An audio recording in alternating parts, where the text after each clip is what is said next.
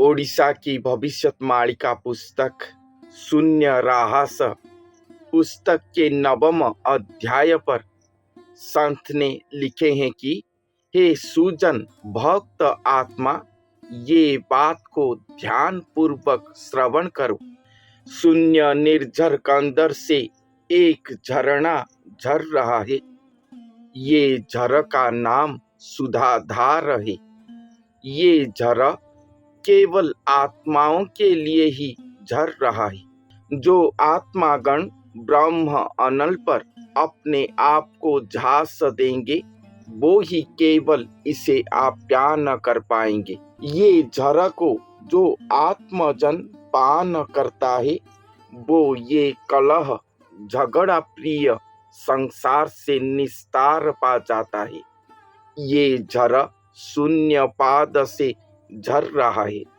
हे आत्मजन, इसे न पाकर तुम सब असाधु होकर रहे हो। हे आत्मजन, इसे न पाकर तुम सब असाधु होकर रहे हो। इसलिए हे असाधु, ये झर को पान करो। ये झर को पान करने से ही तुम्हारा पाप राशि तुम्हारे शरीर से झड़ जाएगा। ये झर निगम वृंदावन महाशून्य से झर रहा है। ये झर ही शून्य ब्रह्म रस है, जिसको पान करके सुज्ञानी आत्मा तोष होते हैं। ये झर शून्य से तो झर रहा है, मगर ये झर पढ़कर भी कहीं बहकर नहीं चला जाता। इसलिए ये झर की झरनामय स्थान को चिन्हट करो, क्योंकि ये झर अकलना पूर्ण है। एक क्षण में ही पाद से उतरकर बिंदु के रूप में झर रहा है।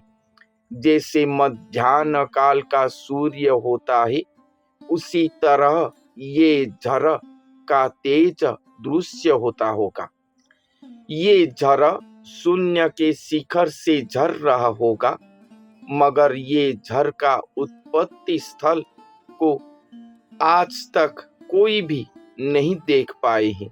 ये झर निगम एकाक्षर है। ये झर को जागृत होकर पान करने से तुम अमर हो जाओगे।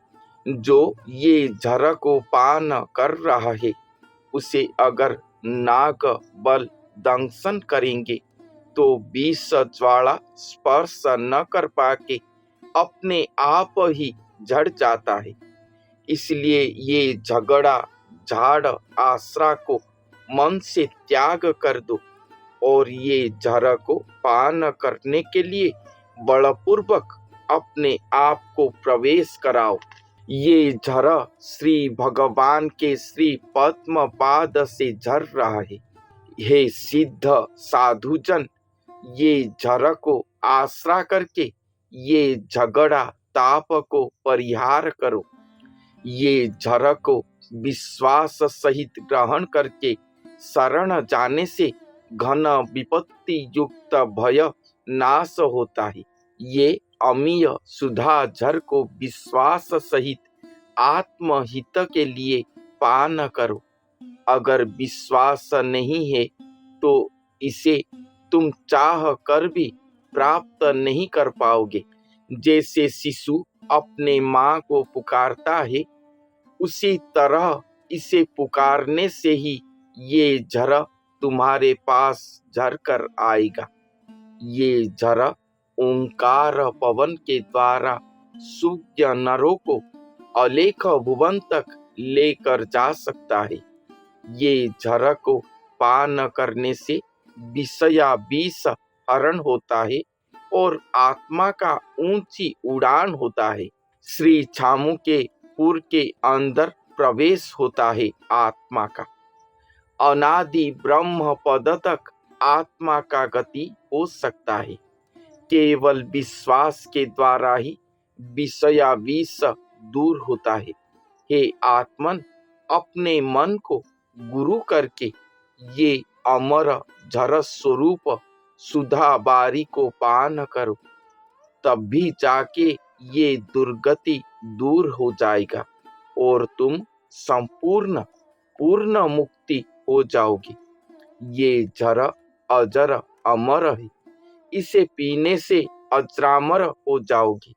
ये झरना अमर समुद्र है, यही जर को आप्यान करने की आशा लेकर संत जोगिंद्र भगवान के शरण जा रहे।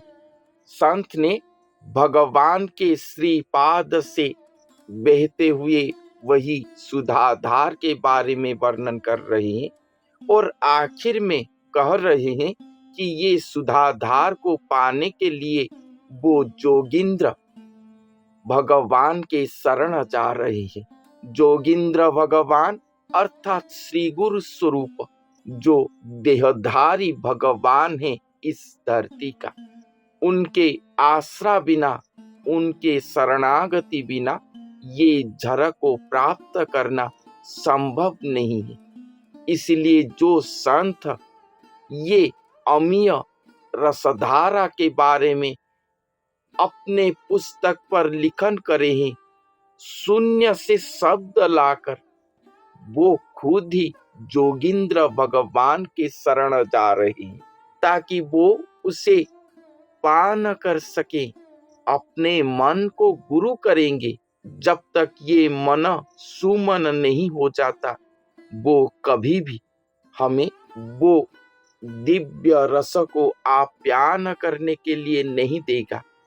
इसलिए मन का सहयोग नितांत आवश्यक है और मन जब हमारे गुरु हो जाएगा तब वो खुद ही लेकर जाएगा।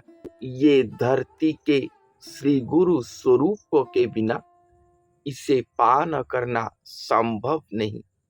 अंतिम पद पर संत ने यही बात को लिखे हैं।